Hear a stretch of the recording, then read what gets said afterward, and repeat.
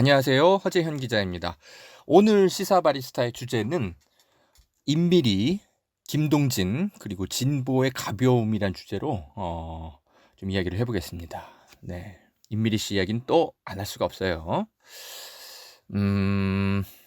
SBS와 인밀이 교수가 인터뷰를 했는데 그분이 어떤 분인지 좀 알만한 내용들이 좀 확인이 돼서 여러분과 좀 나눠보겠습니다. 그리고 김동진 부장판사가 문재인 대통령 하야를 주장하는 글을 썼는데 이 글이 왜 문제인지 역시 또 짚어보겠습니다. 그리고 이번 총선 때 민주당과 진보 진영이 주의해야 될 부분도 역시 좀 함께 짚어보도록 하겠습니다. 커피 한 잔의 여유와 함께하는 시사 이슈 분석 방송입니다. 저는 시사 이슈 원두 갈러 좀 다녀오겠습니다. 안녕하십니까, 김용민입니다. 반갑습니다. 우리 허재현 기자를 제가 알게 된 지 10년이 넘었는데요. 뭐랄까요, 한겨레에서 처음 봤는데 한겨레 기자답지 않음에 제가 항상 여러 가지로 인상이 깊었습니다. 한겨레 기자답지 않음이라고 하는 것은 칭찬입니다. 달리 이야기해서 엘리트식 없고요. 사회적 약자에 대한 따뜻한 시선을 항상 가진, 어쩌면 한겨레가 회복해야 할 그런 가치가 아닐까 하는 생각이 드는데 말이죠. 우리 허재현 기자가 참 어려운 과정들이 있었습니다만 이것이 더욱 허 기자를 단단하게 만들고 더 아래로 더 따뜻하게 만드는 그 어떤 과정이 아니었겠는가, 속성 과정이 아니었겠는가 생각이 듭니다. 리프엑스 많이 사랑해 주시고, 또 우리 허재현 기자의 유튜브 방송 널리 많이 알려주시고 구독해 주시고, 또한 알람 기능 반드시 클릭해 주셔서 허 기자가 좀 더 큰 스피커가 될 수 있도록 적극적으로 도와주십시오. 김용민이도 응원하겠습니다.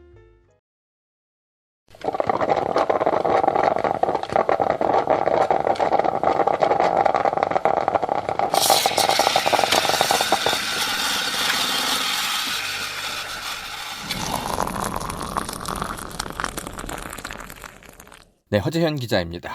인밀이 교수가 SBS와 인터뷰를 해서 본인의 생각을 밝혔어요. 그래서 자기가 이제 왜 그런 좀 과격한 글을 썼는지 이유를 밝혔는데 핵심은 이겁니다.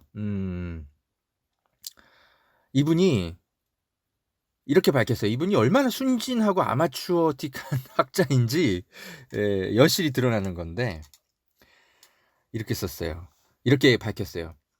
제가 칼럼을 쓴 이유는 이렇다. 결국은 민주당이, 그리고 민주당도 그렇고 다른 정당들도 선거에 사활을 걸지 말고, 선거 때만 되면 그때만 국민을 상전 모시듯 하지 말고, 그 이전에 김용희 선생이 철탑에서 내려오게 하는데 사활을 걸고, 그리고 형제복지원 진상규명할 수 있도록 과거사법 통과시키는데 사활을 거시라고. 그래서 민주당만 찍지 마. 이런 칼럼을 썼다. 방송에 나가서 이렇게 밝혔어요. 저는 이 말 듣고 정말 뜨악했습니다. 자, 이분 진짜 진중권 못지않게 선무당 지식인이구나. 이런 거를 알게 하는 인터뷰인데, 이분 대단히 순수한 사람입니다. 어떤 측면에서. 그리고 우리 사회에 꼭 필요한 분입니다. 네. 왜냐? 형제복지원 문제, 그리고 김용희 선생의 문제, 삼성 그 해고자죠. 그분의 문제를 계속 이야기하고 그분과 함께 해야 될 시민사회에 운동하시는 분들이 반드시 필요하거든요. 저는 사실 이런 분들과 얘기가 잘 통하는 사람입니다. 그런 분들을 개인적으로 좋아해요. 제가 약간 그런 성향이라서 그래요. 기자임에도 불구하고 제가 늘 좀 거리의 취재를 많이 하는 게 저는 그런 것이 좋아서 그렇습니다. 좀 그런 성향도 있어요, 솔직히. 그런데 이런 좀 돈키호테 같은 분들, 문제가 뭐냐면 이런 분들이 자신의 그릇에 맞지 않게 어떤 책임을 부여받는 어떤 권위, 사회적 권위를 받게 되거나 이러면 이제 문제가 되는 겁니다. 그러니까 경향신문 같은 대표 진보 권위지의 칼럼니스트가 되기에는 아직 좀 굉장히 좀 어떤 학문적으로 좀 성숙돼야 될 어떤 기간이 좀 필요한 분이라는 걸 이 인터뷰를 통해서 알게 되는 겁니다. 제가 설명을 드려볼게요. 이건 경향신문 오피니언 팀에서 좀 잘 좀 꼭 참조하셨으면 좋겠어요. 제 방송을. 자, 김용희 씨 문제와 형제복지원 진상규명법 국회 통과하는 거. 저도 당연히 굉장히 중요한 사회 문제라고 생각해요. 그런데 이거를 해결해 내지 못하고 있다고 해서 민주당을 찍지 말라고 말하는 것은 지나치게 감정적인 어떤 해법이고 아마추어틱한 겁니다. 왜냐하면 김용희 씨 문제만 일단 보면 여러분, 이건 민주당이 신경 써야 할 사안이지 민주당이 책임져야 할 사안이 아니기 때문에 그래요. 예? 삼성에서 벌어진 이 부당해고 사건, 이건 삼성에서 벌어지는 일은 늘 우리 사회의 중요한 문제입니다. 그런데 이걸 갖고 민주당더러 책임지라는 건 너무 과한 거죠. 왜냐하면 여러분, 옛날에 그 쌍용 자동차 노동자들이 이제 부당해고 당해서 정말 오랫동안 장기 파업한 적이 있었잖아요. 10여 년 전에. 그때 시민사회의 요구가 정부가 나서서 이 파업 중재를 하라. 예, 요구했죠. 그건 왜 그런 거냐면 그 이전에 쌍용차가 경제 그 위기, 이제 그 운영 위기에 빠졌을 때 쌍용차를 상하이차 같은 어떤 부실 회사에 매각할 때 정부가 협상에 관여한 부분이 있기 때문에, 그래서 시민사회가 이거만큼은 정부가 책임을 함께 지고 이 문제 사태 해결에 나서야 된다, 이렇게 요구할 수 있는 명분이 있는 겁니다. 그런데 김용희 씨 거는 안타깝긴 하지만 그런 사안은 아닌 거예요. 정부의 책임이 아닌 거죠, 사실. 예? 정부가 신경 써야 할 사안이지 정부가 책임져야 할 사안이 아니라는 겁니다. 해법의 제시가 치밀하지 못해요, 이렇게 얘기하면. 뭐 김용희 씨 뭐 집회 같은 데 나가서는 얘기할 수 있죠. 자유 발언 같은 걸로. 근데 이거를 경향신문의 칼럼에 이렇게 민주당 찍지 말라고 할 소재가 아니라는 거죠. 두 번째, 형제복지원 진상규명법. 이것도 되게 안타깝죠. 이번 국회에서도 이 법이 처리가 안 될 것 같습니다. 예, 되게 안타까워요. 저도 국회 오가면서 그 사람들 천막 저도 계속 보는데 저 역시도 안타깝지만 말 한 번 걸어본 적이 없어요. 예. 저도 해야 될 일이 많으니까, 우리 사회에 다뤄야 될 이슈가 너무나 많은데 어떻게 안타깝다고 제가 모든 걸 다 취재하고 다닐 수 있어요? 그럼 저도 잘못한 겁니까? 그런 건 아니잖아요. 어쨌든 그런데 더불어민주당이 이 형제복지원 진상규명법을 통과시키려고 노력은 한 흔적이 있죠. 지난해 12월 저는 기억합니다. 홍익표 의원이 민주당에 국회에서 형제복지원 유가족들하고 기자회견을 열었어요. 그러면서 나경원 자유한국당 원내대표한테 진상규명법 통과시키자고 호소했었습니다. 기자회견 열어서.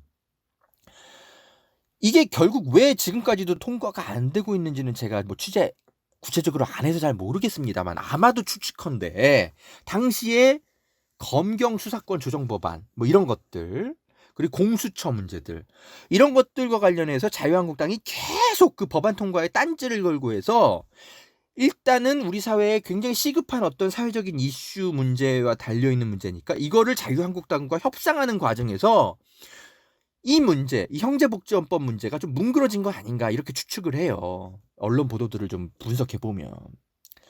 제가 그래서 뭐 더불어민주당이 뭘 잘했다라는 게 아니라 이 국회에서 법안 통과를 논의하고 야당과 협상하고 이런 문제들은 이렇게 국민이 요구하는 대로 100% 다 이루어지지 않는다는 건, 사실 학자 정도 되면, 예? 저 같은 이제 학자나 기자나 뭐 국회 시스템에 대해서 좀 들여다볼 줄 아는 사람들이라면 사실 누구나 다 아는 거 아닙니까? 이거 되게, 제가 뭐 민주당에 뭔가 변명을 대신 해자는 게 아니라 우리 사회의, 우리 어떤 제도의 정치적 후진성, 우리 사회의 모순, 예를 들면 이런 문제를 해결하기 위해서 바로 국회에 뭐 국회의원 국민소환제라든지 이런 것들을 계속 도입하자고 얘기하는 거잖아요. 에? 이런 모순들이 연관되어서 복합적으로 발생하는 측면이 있는 것인데 어떻게 형제복지원법 통과 제대로 안 시켰다고 민주당을 찍지 말자라는 그런 칼럼의 결론으로 이어질 수 있다는 거냐는 거예요. 제 말은 무슨 말인지 아시겠죠? 그 제가 아무리 이 임미리 교수를 봐도 이 경향신문의 칼럼진이 되시기에는 자격 미달이십니다. 예, 제가 순수하고 좋은 분인 건 이분 알겠어요. 예. 이런 분을 개인적으로 이전에 알았다면 저는 아마 금방 친해졌을 거예요. 제가 좋아하는 분이 됐을 거예요. 그런데 뭔가 좀 총명하신 분은 아닌 것 같아요. 아직은. 예. 아무리 검색해봐도 인밀히 이분이 자신의 그 연구 분야에서 어떤 학문적인 위협을 쌓으신 분인지도 제가 잘 모르겠고, 예. 제가 지금 계속 진중권, 임미리, 뭐 이런 사람들, 김웅검사, 뭐 이런 사람들 계속 제가 비판하는 이유가 무르익지 않은 선무당 전문가들, 선무당 지식인들이 한국 사회의 중요한 문제들을 결정하고 이러는 데에 너무나 지나친 사회적 권위가 부여된다거나 이런 것들에 대한 상당한 부작용이 굉장히 많이 벌어지고 있어서 제가 이분들을 계속 지적을 하고 있는 겁니다. 언론은 제가 선동 저널리즘이라고 그랬죠. 이런 사람들이 또 말 한마디만 하면 옮겨 적으면 일단 대중들은 막 관심을 갖고 막 열을 토하니까 자기들 조회수는 올라가니까 이런 식의 막 시끄러움을 또한 막 재생산해요. 이 굉장히 사회적인 부작용이 굉장히 큰 겁니다. 이게 일본의 그 언론들하고 굉장히 비슷한 게 뭐냐면 왜 그 혐한 보도들 많이 하잖아요. 일본 언론들이 정말 말도 안 되는 보도들을 굉장히 많이 해요. 근데 이 지방의 무슨 신문이라든지 지방의 무슨 뭐 일간지나 뭐 월간지나 이런 데서 혐한 관련 보도를 하면 인터넷에 굉장히 검색이 잘 돼가지고 갑자기 한 며칠간은 이제 중앙 언론사 못지않게 막 검색되는 그런 경향들이 있어요. 이 굉장히 사회적인 부작용이 일본 사회에 굉장히 커지죠. 한국에 대한 어떤 제대로 된 정보와 지식을 전달하기보단 막 사람들 막 열받게 하고 시끄럽게 만들어가지고 자기들의 인지도만 뭐 올리는데 혈안이 되어 있는 거예요. 이런 굉장히 일본 사회의 그 부작용이 굉장히 큰 어떤 언론의 저널리즘의 문제가 있는데 한국에 지금 좀 몰락해가는 진보 권위지들이라든지 또는 이름 없는 이상한 인터넷 언론사라든지 이런 데들이 친중권이나 인밀이나 좀 이런 시끄러운 사람들의 이야기를 막 확대 재생산해서 페이스북에 뭐 글 하나 썼다 하면 막 옮겨 적어가지고 무슨 연예인 발언한 것처럼 막 확대 재생산을 해요. 그러면 당장은 대중들이 그 언론사를 찾아가서 보거든요. 그 언론사가 잊혀지질 않아요. 에? 그런 효과를 누리는데 다만 그런 것 때문에 우리 사회가 갖는 좀 쓸데없는 논란들, 정말 중요하게 논쟁해야 될 것들은 다 사라지고 에? 그런 문제가 발생하고 있다는 거예요. 지금. 아니 우리 사회에 지금 여러 문제들이 굉장히 산적해 있는 게 있는데 조국 하나만 가지고 지금 거의 몇 개월째 지금 우리가 이러고 있습니까? 조국 하나가 우리 사회의 모든 뭐 블랙홀 이슈처럼 다 빨아들이고 있어요. 몇 개월째. 저도 지금 자유한국당의 여러 가지 문제들이나 이런 것들 굉장히 살펴봐야 될 것들도 되게 많고 특히 최근에 누구야? 태영호 씨. 저 이 사람 취재해야 된다고 생각하는데 이런 사람들의 문제들 계속 취재하고 파악해야 되는데 그럴 시간을 다 잡아먹고 있어요. 이 선무당 지식인들을 제가 오류들을 판단하고 분석하느라고. 이 부작용이 굉장히 큽니다. 그래서 제가 계속 이런 방송들을 일단 준비는 하고 있는데 이 문제가 커요. 자, 여러분 김용민 우리 시사평론가가 재단 이사장으로 계신 곳이죠. 평화나무. 거기에 제가 일단 총선 전까지 우리 사회 언론들의 선거 문제와 관련해서 보도하는 그 방향들이라든지 이런 것들이 어떤 문제가 있는지를 일주일에 한 편씩 제가 좀 분석해서 기고문을 제가 쓰기로 했어요. 그래서 연재를 할 건데 제가 뭐 그때그때 좀 제 채널이라든지 여러 가지 리포액트를 통해서 알려드릴 테니까 그거 한번 계속 좀 유심히 봐주십시오. 네. 자, 그리고 또 그래서 임미리 교수 이야기를 좀 이제 마무리하면 이분은 칼럼진의 자격이 없습니다. 예. 오피니언 팀 그 경향신문 오피니언 팀에서도 임미리 씨에 대해서 좀 판단을 좀 다시 해봐야 돼요. 제가 그 아까 SBS 인터뷰를 보니까 임미리 씨가 이렇게 밝히더라고요. 그 사회자도 물었어요. SBS 앵커가 이 민주당만 빼고라는 칼럼을 쓸 때 보내고 나서 혹시 오피니언 팀에서 좀 이거 좀 너무 무리하지 않냐 뭐 좀 이렇게 수정을 요구하거나 이런 거 없었냐 그러니까 오히려 임미리 교수가 하는 얘기가 저도 그런 부분 넘길 때 사실 이런 글은 좀 곤란할 것 같다고 얘기할까 봐 좀 겁이 났는데 걱정이 됐는데 오히려 그 담당 그 오피니언 팀 그 뭐 팀장인가 누군가가 굉장히 화통하신 분이더라. 이런 얘기를 하더라고요. 그러니까 경향신문에 이게 데스킹 능력이 지금 마비되어 있는 거예요. 예. 이게 근데 데스킹 능력이 마비되어 있는 것인지 아니면 실수가 계속 반복되면 이거는 의도적인 거라고 의심될 수밖에 없지 않습니까?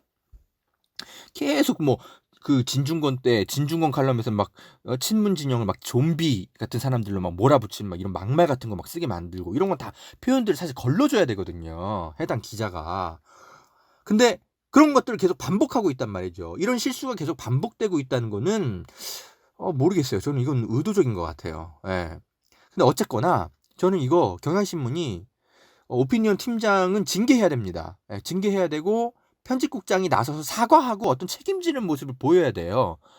언론중재위원회에서도 이 임미리 씨의 칼럼이 선거법 위반이다라고 경고했잖아요. 근데 지금까지 아무것도 없어요. 오히려 임미리 교수가 나서가지고 민주당이 국민한테 사과해야 된다 이렇게 설치고 다니고 있어요. 이게 뭐가 잘못됐도 한참 잘못됐죠. 제가 뭐 경향신문을 폄훼할 생각은 없지만 얘네들은 절대 진보 진영에서 1등 권위지가 될 수 없는 사람들인 것 같아요. 일단 기자들에게 좀 퀄리티와 좀 자질에 문제가 있는 것 같아요. 예. 제가 뭐 꼭 한겨레 출신이라서 어떤 특정 언론사를 뭐 비하할 생각은 없는데, 예, 한겨레 기자들에 비해서 좀 약간 좀 문제가 있는 것 같아요. 예. 제가 좀 이건 좀 계속 살펴보겠습니다. 자, 그리고 김동진 부장판사가 좀 어처구니 없는 또 글을 하나 또 써서 좀 문제가 되고 있는데, 이것도 막 글 한 편 쓰면 또 언론들이 막 받아 적어요. 이 김동진 부장판사가 약간 진보 성향이다. 뭐 이렇게 뭐 이제 언론들은 분석하는데 모르죠. 뭐 진짜 진보인지 아닌지. 근데 어쨌거나 이분이 문재인 대통령 하야를 요구했어요. 굉장히 부적절한 겁니다. 하야를 요구하는 이유를 이 사람이 밝혔는데 그게 부적절해요. 보세요. 그 문재인 정부가 이제 실망스럽다 이러면서 이렇게 썼어요. 문재인 정권의 출범에 즈음해서 새로운 정권의 성공을 희망했고 문 대통령이 표방한 사람이 먼저이다라는 기치에 걸맞은 새로운 한국 사회 탄생을 기원했는데 그러나 3년여가 지난 현재에 이르러 그동안 천명해온 문재인 정권에 대한 지지 의사를 나는 철회하기로 결심했다. 자, 그러면서 이제 이유를 밝혀요. 첫 번째, 이른바 권력의 핵심이 저지른 조국 사태에 대해 합리적인 이성에 따라 숙고했음에도 문재인 정권은 정권 비리가 아니라고 강변했고 국정을 운영하는 문재인 대통령 스스로 마음의 빚을 운운했다고 적었다. 그러면서 이제 조국 교수가 어둠의 권력을 계속 행사할 수 있도록 권력의 메커니즘이 작동시키도록 방조하는 행위가 과연 민주공화정을 근간으로 하는 대한민국의 정체성에 얼마나 큰 해악이 되는지 한 번쯤이라도 생각해봤는지 의문이다 이렇게 썼는데 아니 잠깐만요. 지금 이분 서울중앙지법 부장판사시잖아요. 김동진 씨. 지금 서울중앙지법의 당신들의 동료 판사들이 곧 판결을 해야 될 게 조국 사건과 관련해서 기소된 여러 많은 분들이에요. 아직 이제 딱 그 조국 교수의 부인만 재판이 시작됐고 나머지 분들은 아직 재판이 시작도 안 됐어요. 그런데 검찰 공소장만 지금 공개된 상태에서 합리적인 이성에 따라 숙고해서 문재인 정권 물러나라 이게 지금 말이 됩니까? 아니 그럼 당신들의 동료 판사는 지금 어쩌라는 거예요? 판결을 좀 하기도 전 아직 지금 재판 시작도 안 했는데 동료 판사들한테 이게 무슨 막말입니까? 판사의 직업 정신은 말이죠. 이거잖아요. 검찰 공소장의 내용이 맞는지, 예? 아니면 피고인 쪽에 새롭게 얘기하는 주장들이 맞는지 양쪽의 이야기를 균형 있게 들어서 결국 중립적 입장에서 어떻게 책임을 지게 할 것인지 판단하는 것. 그게 판사의 직업 윤리잖아요. 이건 어떻게 보면 기자랑 똑같은 어떤 직업 윤리죠. 아니 그런데 아직 조국 사건과 관련한 여러 그 재판은 아직 시작조차 되지 않았는데 뭘 벌써부터 합리적인 이성에 따라 숙고해요. 검찰 공소장만 갖고 숙고한다는 게 이게 말이 됩니까? 김동진 판사는 지금까지 그렇게 재판해왔어요. 검찰 공소장만 딱 믿고 일단 판단부터 한 다음에 결론부터 내놓고 재판 시작했어요. 그건 말이 안 되는 거잖아요. 아니 조국 교수가 어둠의 권력을 계속 행사했다는 증거는 그죠? 검찰 공소장밖에 없는 거잖아요. 그런데 문제는 검찰이 정말 중립적인 수사기관인지 우리 사회는 계속 의심을 하고 있고 조국 교수는 계속 부인하고 있잖아요. 에? 그리고 오비일학인지 뭔지 모르겠지만 조국 교수 일가와 관련해서 수사가 시작되고 공소가 제기된 게 하필이면 이분이 법무장관에 임명돼서 검찰개혁에 드라이브를 걸기 시작했을 때 이럴 때랑 다 겹치는 거잖아요.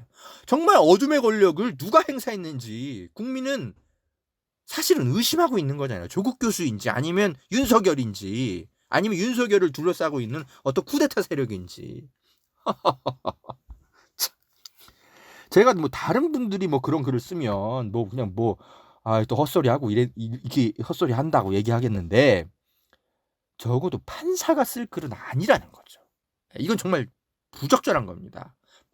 헛소리 이런 걸 떠나서 부적절한 거예요. 행위 자체가. 이 글의 내용도 문제고 행위도 문제인 거예요. 이 노태학 대법관 후보자가 인사청문회에서 이렇게 말했죠. 내용을 떠나서 그 자체로 대단히 부적절하다라고 질타했죠. 이게 이제 저랑 똑같은 생각인 겁니다.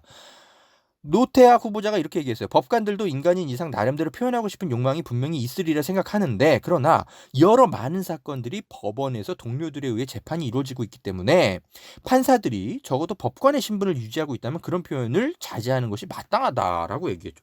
그렇죠. 아니 판사가 검찰 공소장만 읽고 어떤 판단부터 먼저 해버리고 이렇게 판단하고 있다는 인상을 준다는 건 김동진 부장판사님뿐만 아니라 서울중앙지법에 있는 전체 판사들이 다 이런 거 아니냐 사람들이 의심하게 만든다는 거죠. 굉장히 부적절한 거예요.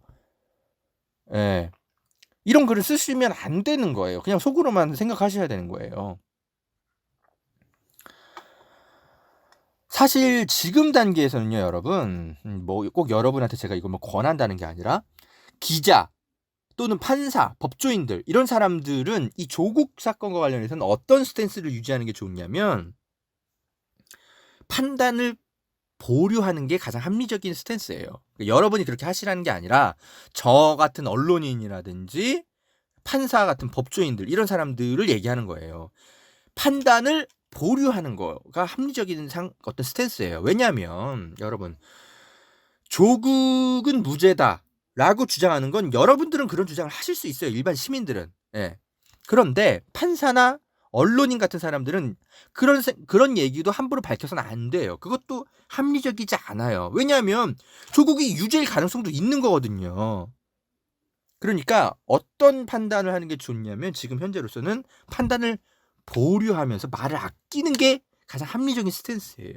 그래서 재판 결과를 보고 판단하겠다. 그런데 검찰의 수사는 공정했는지 그리고 재판은 공정하게 진행되고 있는지를 함께 관찰하고 판단하는 거죠.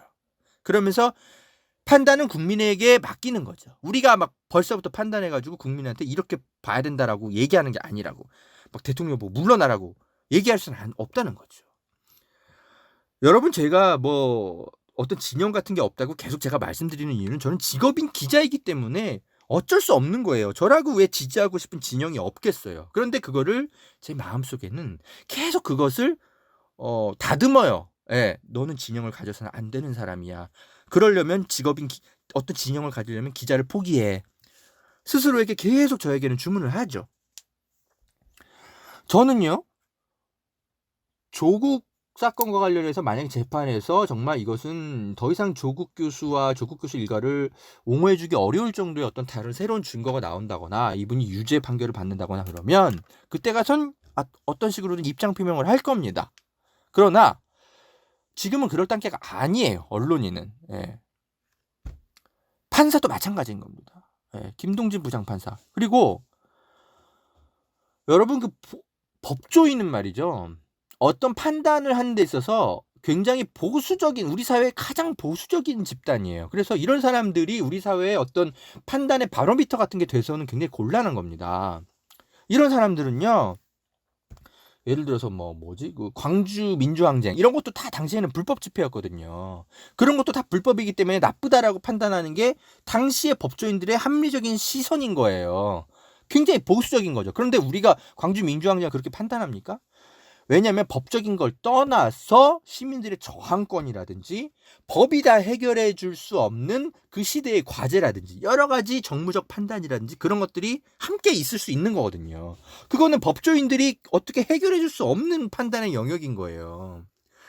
그래서 법조인들이 할 얘기가 있고 시민사회가 할 얘기가 있고 언론인들이 할 얘기가 있고 다 따로따로 있는 거예요. 그런데 우리 언론들이 판사, 검사 이런 사람들의 얘기를 너무 지나치게 중계하는 경향이 있어요. 예, 이런 사람들의 얘기가 너무 우리 사회에 과대대표된다는 거죠. 예, 판단의 바로미터로서 너무 과대대표되는 경향들이 있어요. 그래서 김동진 부장판사의 이번 글은 행위 자체도 부적절했고 어떤 내용적인 측면에서도 어떤 문재인 정권을 판단하는 데 있어서의 바로미터로서도 상당히 극보수적인 집단이기 때문에 사실은 부적절한 거예요. 이렇게 언론이 막 실시간으로 중계하듯이 보도할 만한 사안은 아니라는 거예요. 여러분 무슨 말씀인지 아시겠죠? 자, 허재영 기자의 시사 바리스타 함께하고 계십니다. 잠시 커피 좀 내리고 다시 오겠습니다.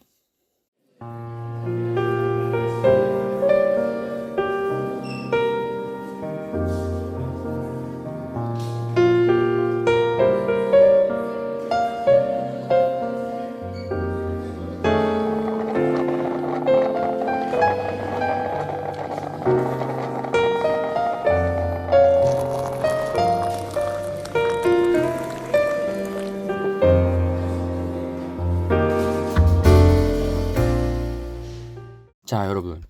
오늘 방송 마치기 전에 이 이야기를 좀 간단히 좀 드리고 방송 마칠게요.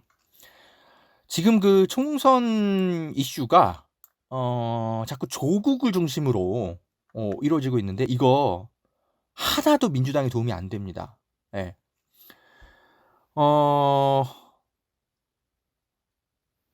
이 정권을 지지하고 말고의 문제는 조국 하나만의 문제가 돼서는 안 돼요. 예를 들어서 경제 문제, 그리고 최근에 뭐 보건 이슈 문제라든지 이런 것들, 예? 그리고 미세먼지 굉장히 많이 예? 지금 있는데 뭐 이런 것들에 대해서 지금 미세먼지 무슨 협의하는 국민 무슨 협의회 같은 것도 만들어냈죠? 문재인 정부가 여러 가지. 그리고 뭐 대외 어떤 외교 안보 그리고 뭐 통일 문제 여러 가지 북한과의 문제 이런 것들이 다 한꺼번에 종합해서 평가해서 이 정권에 대한 심판을 하고 판단을 하고 그래야 되는 거예요. 이 조국 하나만 가지고 이 총선이 치러지는 거는 민주당에게 하나도 이로울 게 없어요. 그러면은 그 어떤 식으로 총선의 그 이슈가 만들어져야 되냐? 민주당이 이 이슈의 중심에 서면 안 돼요. 이 프레임이 어떻게 잡혀야 되냐면 야권이 얼마나 사사건건 정부를 발목 잡아 왔는지 그걸로 이슈를 프레임을 만들어 가야 돼요. 그런데 지금 민주당 스스로가 자꾸 이렇게 그 뭐 조국을 중심으로 놓고 선거 프레임을 만들려고 하는 경향들이 지금 보여요. 제가 김남국 변호사 굉장히 좋아해요. 이분 이런 식의 변호사 굉장히 전 굉장히 독특하고 전 좋아합니다. 좋아하는데 제가 뭐 이분 그 뭐 조국을 뭐 옹호하고 뭐 이런 거 굉장히 좋아하는데 이걸 가지고 선거 운동을 하시는 거는 민주당의 장기적인 지금 이 선거 프레임을 잡는 데 있어서 좀 신중하실 필요가 있어요. 예. 그거는 오히려 검찰이 오히려 바라는 거예요. 예. 지금 우리 지금 경제 그 보복 일본한테 왜 당했습니까? 이게 지금 박근혜 때 벌어진 엉터리 합의 때문에 벌어진 일이거든요.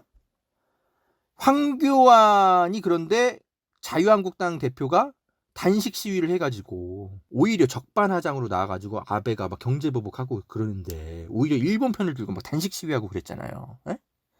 이런 것들을 부각시켜야 돼요. 총선에서. 에?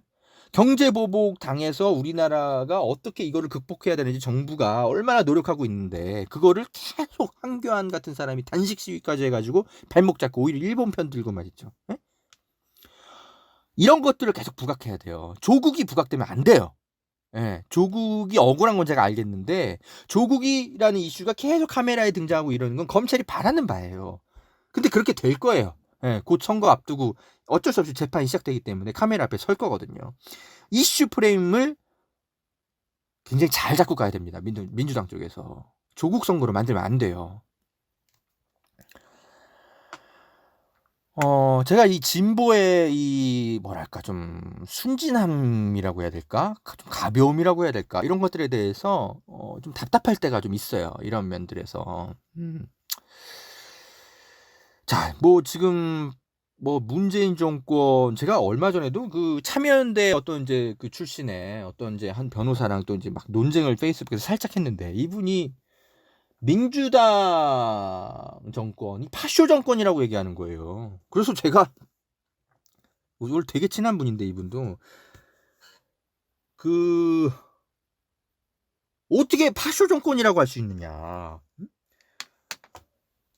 이분이 경찰 개혁위원회 활동하시면서 그 참여연대 출신으로서 그 경찰 개혁 관련 그 여러 가지 법안도 만들고 또 의견 제시도 하게 만들고 이런 거 같이 만든 분이거든요. 그래서 제가 물어봤죠. 아니 민주당이 정말 파쇼 정권이라면 경찰개혁위원회 같은 것도 안 만들고 시민사회의 의견을 받아가지고 경찰개혁 어떻게 할 건지 이렇게 1년 넘게 회의하고 뭐하고 이런 자리를 마련하지도 않고 그냥 민주당이 하고 싶은 대로 알아서 그냥 개혁안 만들어서 입법 처리하고 그랬다면 파쇼 정권인데 민주당이 그런 모습을 안 보이지 않았냐. 당신이 참여한 경찰개혁위원회 자체가 그게 민주당의 민주적인 어떤 개혁의 어떤 뭐 우리 사회를 개혁하는 어떤 시스템을 만든 건데 그런 게 어떻게 파쇼 정권이라고 볼 수 있느냐. 제가 민주당이 100점짜리라는 게 아니라 그러면서 이제 그분하고 막 논쟁을 했는데 아무튼 제가 하고 싶은 얘기가 뭐냐면 이 진보주의자들이 말이죠. 너무 지나치게 한 산을 딱 보고 그 모든 것을 평가하는 좀 오류에 좀 빠진 경우들이 있어요. 예. 문재인 정권에 대한 평가는 조국 하나만 갖고 해서는 안 되는 거예요. 저라고 왜 문재인 정권에 불만이 없겠습니까? 제가 제일 불만 있는 거 하나가 뭐냐면 국가보안법 피해자들에 대한 구제 문제. 이거에 대해서 너무 무신경하다는 거예요. 이석기 의원 문제 같은 경우. 에? 이 국민들 눈치 봐서 그런지 모르겠는데 이 당시 통합진보당 내라는 모 사건 저는 이거 굉장히 조작됐고 이석기 의원이 피해자라고 생각하거든요. 이 사람은 사면해줘야 된다고 생각해요. 그게 이제 역사적인 어떤 진보의 발걸음이라고 생각하는데 그거 문재인 정권 신경도 안 써요. 저 이거 불만이거든요. 근데 그거 하나만 가지고 문재인 정권을 평가할 수는 없는 거잖아요. 다른 잘하는 것들도 굉장히 많으니까 우리 사회에 얼마나 개혁을 많이 시켰어요. 전 진짜 마음에 드는 것 중에 하나가 정권 출범하자마자 위안부 합의 용감하게 뒤집고 그 재조사 해가지고 위안부 할머니들 눈물 씻겨준 거. 저는 이거 하나만 갖고도 정말 마음에 들어요. 국가보안법 피해자들의 눈물은 닦아주고 있지 못하지만 위안부 할머니들의 눈물을 바로 정권 출범하자마자 바로 닦아줬다는 거. 그것 때문에 지금까지 우리가 일본에 이렇게 엄청난 경제보복을 당하고 있는데 그거 뒷감당 우리 국민이 다 할 테니까 문재인 정권 힘내십시오. 저는 그런 얘기 해주고 싶어요. 아베 정권에 굴복해서는 안 됩니다.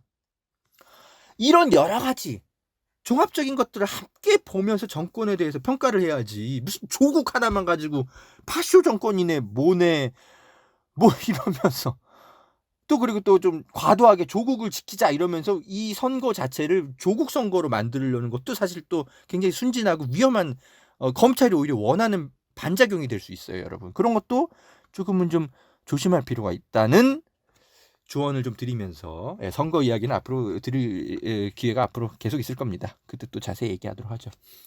여러분 건강 조심하십시오. 네, 다음에 전 또 찾아오겠습니다. 허재영 기자였습니다.